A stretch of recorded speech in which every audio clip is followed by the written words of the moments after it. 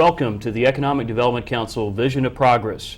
I'm your host, Nathan Sparks, and today we've got a great show on tap. We're going to be visiting with Rick Byars and Bryan Parker. Rick, Gulf Power Company, Manager of Community and Economic Development. Bryan with PowerSouth, Economic Development Representative. Thank you both for being here this evening. Thank you. Thank you. Yeah. Thanks, Nathan, for having us. Well, it's a pleasure, and you know, both of your organizations are really key partners to the EDC, so we greatly appreciate that first and foremost. And you all, both of you, are relatively new to the region, so we thought it'd be a good opportunity to bring you onto the show today and talk a little bit about your organizations and your role in economic development, let our audience get to know you a little bit better, but also talk about the Farnborough Air Show that we all recently had the opportunity to join Governor Scott in representing our region at. So we're going to do that in the latter half of the show, but before we get into that, Rick, let's start with you. You've been here since the spring of last year, and you hit the ground running, and certainly have been a great partner to us in your capacity with Gulf Power Company, so thank you for that. But talk to us about your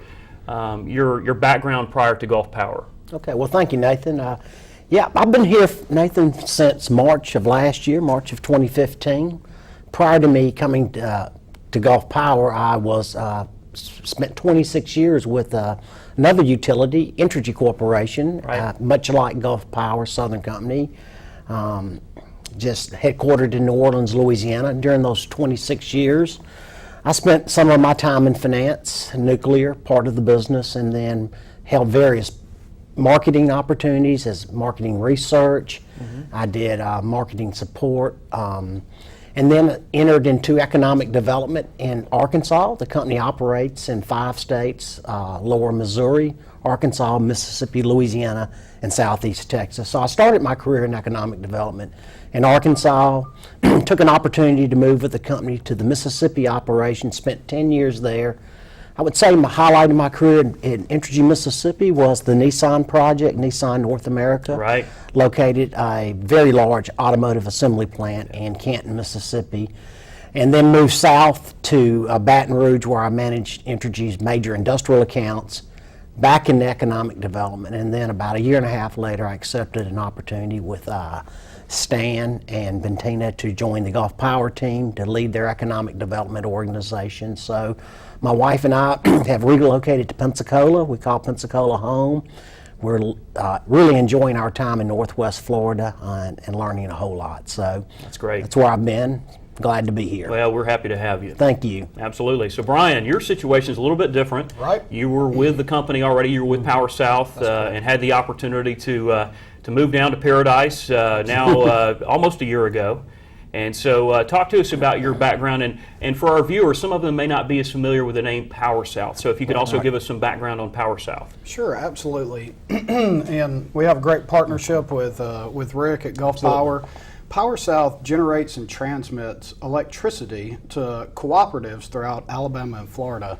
There are 20 cooperatives that we supply power to. 4 of those are here in Northwest Florida. So, you know, we're proud to be part of the team here in Northwest Florida, working with Gulf Power to do economic development here.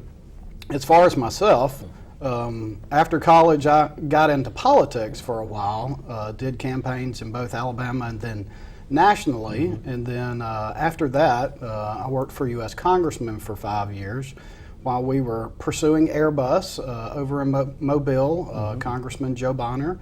While I was working for Joe, he also encouraged me to get involved in economic development. He was a very pro-economic development congressman, wanted me to go that way, so I got a master's from Southern Miss during that time while I was working for him, and got the opportunity to go to work for PowerSouth just about 4 years ago, and I have almost been here for just about exactly 1 year ago today. Fantastic. I believe I found out a few days ago that I was moving down, and there are much worse places to live than Northwest Florida. Absolutely. So I moved to Miramar Beach about a year ago, and enjoying being down here and working with your organization and all the other organizations to bring jobs to this area. Absolutely. And so PowerSouth is, as I understand it, the distribution arm that supports the local co-op. So our viewers, most of those in our viewing audience, would be familiar with Chelco. Right. And so Chelco is a partner of yours. Sure, absolutely. We supply the power to Chelco. The president of Chelco is on our board of directors. Steve at Rhodes. PowerSouth. Right, Right. Steve Rhodes. Yeah, who's also on our executive committee. Exactly. Yep. Yeah. Absolutely. We're glad to share him with you. Absolutely. Absolutely. We appreciate that.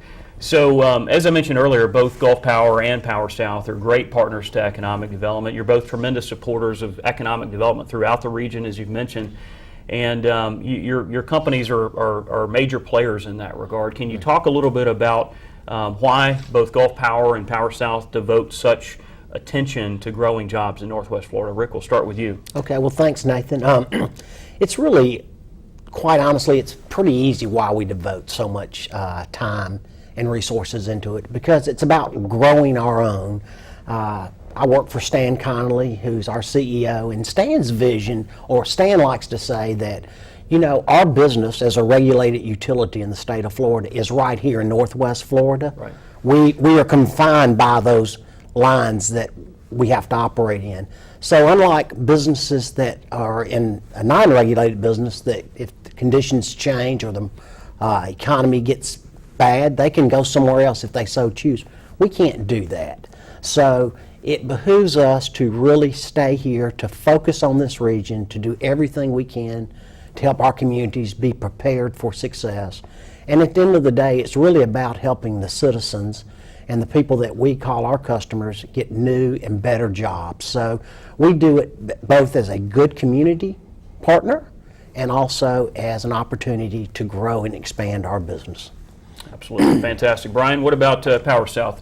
You guys are also heavily involved, so talk to me about why that's important to your organization. Well, our CEO believes that we want to sell Florida first. We want companies to come to the state of Florida, number one.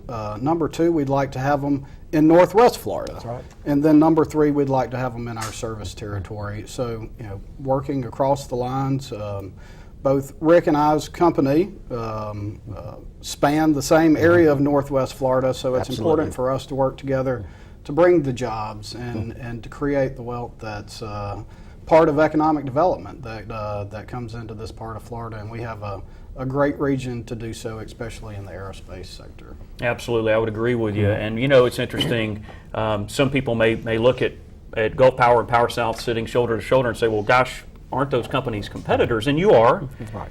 But ultimately, as you both articulated, you see the greater good, your companies see the greater good, you understand that if we improve our region, that we all win. Your companies Right. will win, our communities will win. Sure. So kudos to you all for that vision. Thank you. Yeah. So Rick, you're currently wearing multiple hats, which is not uncommon in this day and age, but you are also chairing Florida's Great Northwest, which our viewers may know is a 12-county economic development organization, essentially spanning from Escambia County to the west, over beyond the Apalachicola River. You know, obviously a very strategic footprint, we believe. Florida's Great Northwest, now been around. I was involved early on, as you know, but been around now for 16 years. Why do you think regionalism makes so much sense when we're tackling economic development, Rick? Well,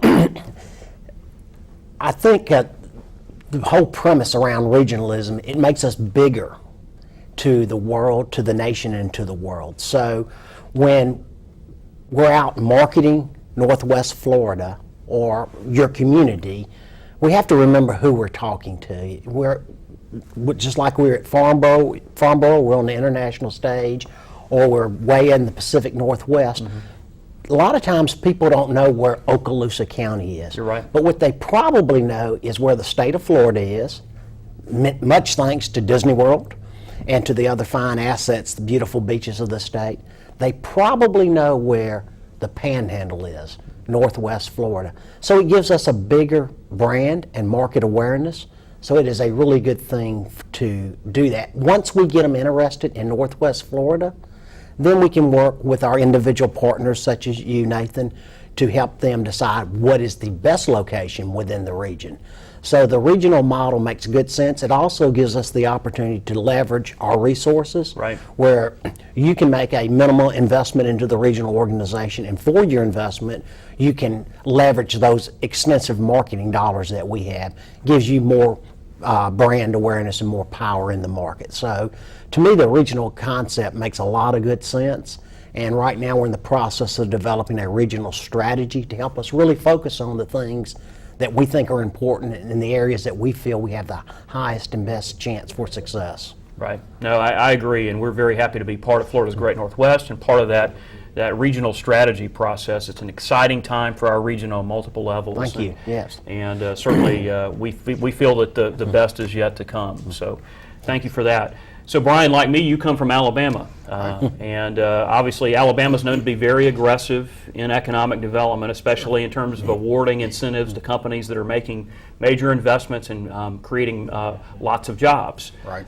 In your opinion, can we in Florida effectively compete with a state like Alabama that is known to be more aggressive in terms of providing incentive dollars to companies that are making those decisions? Well, I think Rick hit on a great point just a second ago when he talked about what the state of Florida is. When I went to the Air Show or other international shows when I worked for Alabama, for PowerSouth in Alabama, doing recruitment there, you had to explain to them where we were and what kind of workforce we had, those kind of things. When you're here in Florida, it has an international brand name. Everybody knows what it is, and it's a positive name. So it certainly gives us a benefit to have that. As far as when we're competing for larger projects, there are some obstacles that we have to overcome incentive-wise that some of the other surrounding, not just Alabama, but other surrounding southeastern states have as benefits that we do not. All sites equal are when incentives really come in. I think that we have some great sites. Nathan, you have great sites here in Okaloosa County. We have other great sites around the Florida's Great Northwest territory. But when all sites are equal, then incentives actually play a big part in where companies go. Right. I think we have those great sites that put us above in some means. But we certainly have to look at what the structure of these incentives are in the future, and hopefully we can be competitive with the other Alabamas and the other southeastern states on incentives. I agree. That's certainly our intention. Mm-hmm. All right, so we've reached the end of our first segment. We're going to take a short break, and when we come back, guys, if we can talk about our recent experience over in Farnborough, England, at the Farnborough Air Show. Does that sound good? Thank you. All right. Absolutely. So thank you so much for watching our first segment. We're going to take a break, and we'll be right back.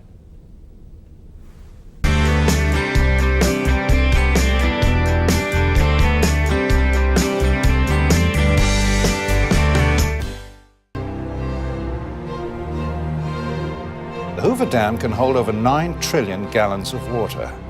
How? Its arch construction diverts pressure into its neighboring canyon walls.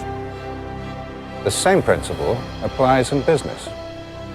You must find support from the right partners who can help make you stronger. Choose a partner who is able to support you in every way. Cox Business.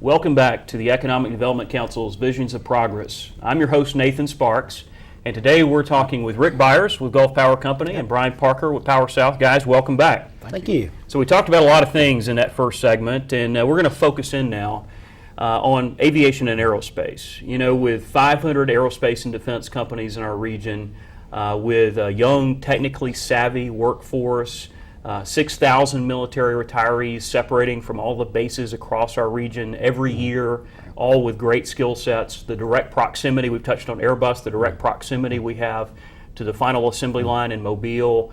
All those things really line up to, in my mind, position aviation and aerospace as one of our low-hanging fruit opportunities. Is that how you guys see it? Rick? Absolutely, Nathan. Our location in Northwest Florida, if you really look at it in the aviation market, just as you mentioned, Airbus to our west, Boeing in South Carolina, Embraer on the east coast of Florida, Gulfstream jets. I mean, we're really smack in the middle of those great big assembly opportunities. So it makes really good sense from a logistics standpoint that Northwest Florida would be a great location. And given the fact, just what you mentioned, the exiting military, 6,000 in Northwest Florida a year leave the military. And they have the desire to stay here, but we have to have jobs for them. Right. What a tremendous workforce that is. And the biggest benefit of Farnborough is not only the opportunity to see the new products and to meet with the companies, but the companies, the people you are meeting with in Farnborough, those are the top decision makers. Those are not just regular salespeople. Those are the CEOs, the executive vice presidents, the decision makers of those corporations, because at the end of the day, they're there to sell their wares at the show. And that's where all the planes are really actually sold. So it's a really unique opportunity. So it's a very good investment. Absolutely, I agree. Bryan, what about you? Yeah, no, I totally agree with Rick. And we heard that from a lot of companies that our proximity is a really good location to have to both supply Airbus and supply Boeing. In so many meetings, we heard that this time. And another thing to hit on the workforce, the companies that we met with are looking, a lot of those are over 50% veterans working for their companies, and that's where they want to stay. They want to get larger than that, a more population of veterans working for their companies. So there's no better place for them to look than Northwest Florida to have all of that to bring an investment to the area. I agree. I agree. So by my count, Florida was one of 18 states, including 4 states in Mexico, that had an exhibit presence at the Farnborough International Air Show. I don't think that's by accident. You know, I know, like me, you all are biased, and we're all pro-Florida. Sure. But how do you think the Florida presence and strategy at Farnborough compared to some of the other states? Well, from my perspective, Nathan, I think Florida did very well there. And the reason I believe Florida did very well is, first and foremost, our chief executive was there. The Governor, Rick Scott, he attended the show. He opened the show. During the show, he met with probably no less than 12 or more companies, CEOs, companies that already have investments in Florida, companies that are considering Florida, and companies that need to be considering Florida. And I think when you have people like him and other business leaders such as Stan that made the trip over, I think it sends a very strong message that we are serious about aviation in our state. I agree with you. I think in total we had 44 Floridians at the show, of course led, as you mentioned, by Governor Scott. Businesses, economic development people. Right. It really sends a strong message. And the pavilion, my sense is the pavilion that we had was by far one of the best state pavilions at the show. Of all those 18 states, I think clearly Florida was one of the top. Bryan, what about you? What was your assessment? I totally agree with the pavilion. My friends from other states actually came up and told me, "Wow, you guys have a great location to bring people in to meet with them." You know, I'll hit on Governor Scott. Also, you know, he did a great job of leading the delegation and bringing the right people. You know, some states bring a lot of people to the air show. We had the right quality of people and the right people that had the sites that would actually benefit these companies that are looking in our area. You know, we've been watching the convention over the last week or so, and I saw Governor Scott interviewed a couple of days ago, and they talked to him about they were trying to ask, you know, reporters ask divisive questions sometimes. They tried to ask him that. Yes. Can you believe that? And Governor Scott brought it back to jobs.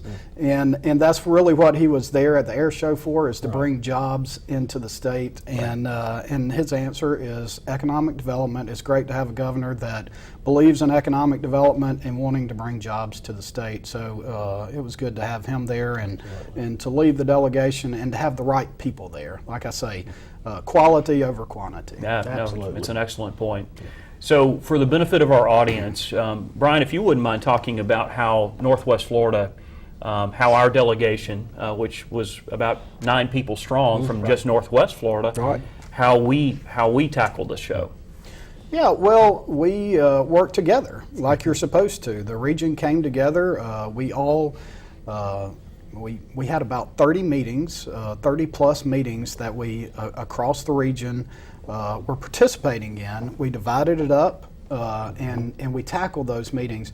You know, a lot of times if you have the same different communities from the same area go to each of the meetings, it confuses those people. Again, back to they know where Florida is, they may know where Northwest Florida is, but they won't know one community over the other a lot of times. Well, for us to divide those meetings up and different communities, maybe 2 or 3 communities at a time with one of the utility partners goes in and talks to those companies, it makes them feel better about an investment in the area and to see that the region's working together, because a lot of, if they bring an investment to the area, they're not only going to recruit here maybe in Okaloosa County, but they're going to bring people from Walton County and from Santa Rosa County over to work with them. You're absolutely right. You know, there's a word that we've kicked around in the past that comes to mind when you refer to that strategy, and it's co-opetition. Sure. Where Right. we cooperate, you know, on the front end, because we're ultimately all selling the same Northwest Florida value proposition.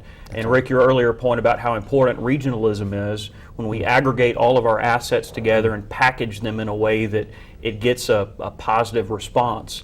But then ultimately, when we have that opportunity, we're going to compete. Right. And we're going to compete fairly and you know, Absolutely. put our best foot forward, certainly. But it is a thing of beauty. And I've worked in other states, as you all have, and that the way Northwest Florida goes about this is really, it's not very common. Yeah, I totally And I agree. think companies appreciate that we're organized, and they appreciate that we're able to stand shoulder to shoulder with one another and talk about the overall value proposition and why it makes sense for the company. I agree, absolutely. Yeah, you know, working in other states, I've seen where different cities that were side by side sometimes competed against each other instead of, you know, working with each other. And I think through Florida's Great Northwest, we certainly have a benefit of everybody knowing each other, everybody trusting each other, and kind of working together on these things. And it really showed in the air show. Absolutely. I agree. So without getting into any specifics, I know we had a lot of meetings during the course of the week. Some are with companies that we had met with many times over, and that's important to keep Northwest Florida front of mind and to continue to talk about our value proposition as those companies hopefully get closer to making some decisions in the future. Some companies we met with were newcomers, companies we had not met with before. That's right. So Rick, were there any common themes that you heard in the meetings you participated in during the course of the week regarding the region's overall standing in the minds of aviation decision makers? Yeah, Nathan, a couple of things just top of the mind for me is I think that people have been impatient wanting to see more happen quicker after the Airbus announcement. Well, a big project like that takes time to mature. The plant had to be built, and they had to actually start producing planes and get their volume up to justify support organizations, the suppliers, to come in around them. So that is finally coming to fruition. So these companies are actively looking for places to make these investments to serve that company. They don't. Not all of them want to be so close because they don't want to be labeled an Airbus supplier or a Boeing. So we're in a good strategic spot for that. And then there were some of the more large companies that do both commercial and defense related. They were very interested in what's going on here in Northwest Florida around the Triumph Gulf Coast legislation and the anticipated funding that will be coming to this region. How that process will work, how those dollars will flow, what is the criteria. So there was a lot of conversation about that in the meetings. There's still a lot more to learn about that, but that is definitely beginning to bubble up and surface. Right. What about you, Bryan? Did you find that there was a general positive response to what we were selling in Farnborough? So Nathan, this was my 4th air show, 3 in Alabama and then my first in Florida. This was my best air show. You know, we say this a lot, and some people dismiss it, but this is a relationship business. Absolutely. And, you know, it is now that Airbus is up and running, like Rick just said, I believe they just had their 5th plane rollout.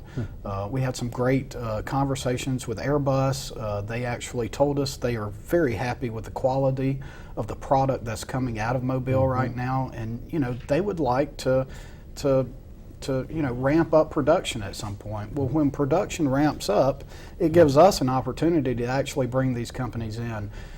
With planes actually rolling out of the facility now, companies are looking and saying, this really happened. They're actually building planes in this region.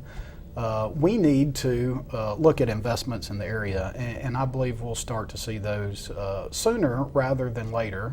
I'm always an optimist, but I felt better about this air show than I have any other. That's good to hear. And I would agree with you. I went to my first Farnborough in 2000, so 16 years ago. Wow. And this was by far my... I didn't know you were that old. It's just this youthful glow that I have. But no, it was definitely the most positive experience I had, and I think it was because we did the right things in planning on the front end. That's really key with a trade show, is setting the meetings in advance, which we all did as a team, and making certain that we get in front of the right people. So we've got about a minute remaining. So with that last minute, where do we go from here, Rick? What do we do to make certain that we key in on all of these opportunities that we've identified? Just quickly, Nathan, we can't drop the ball. Now, I mean, we've met with companies we have relationships with. We've met with companies that are new relationships. So it's critical that we not let the grass grow under our feet, that we reach back out to them and communicate, as well as I think it's time to get them into Northwest Florida, to host them, to see, even if they don't have an active project, to see the lay of the land and to have further discussion. So I think we need to stay in front of them. I agree. Bryan, any quick thoughts? Yeah, the follow-up, the relationship, continuing the relationship that you built with somebody maybe a few years ago at the show or the show this year. So to continue those relationships is what's going to keep us apart. Absolutely. I agree. Well, guys, it is truly a pleasure to call you all teammates. We certainly appreciate the partnership that we have with both Gulf Power and PowerSouth, and look forward to some great successes here in the near term for Northwest Florida. So Absolutely. Thanks for being with us today. Thank you, Nathan. Thank you. Absolutely. Thank you. Yes, absolutely. My pleasure. My pleasure. So thank you for tuning in. This has been a great show, a great insight into our strategies here in Northwest Florida. Hopefully you've learned a thing or two about what we're doing with respect to the aviation aerospace sector, and we do appreciate your time. See you next time.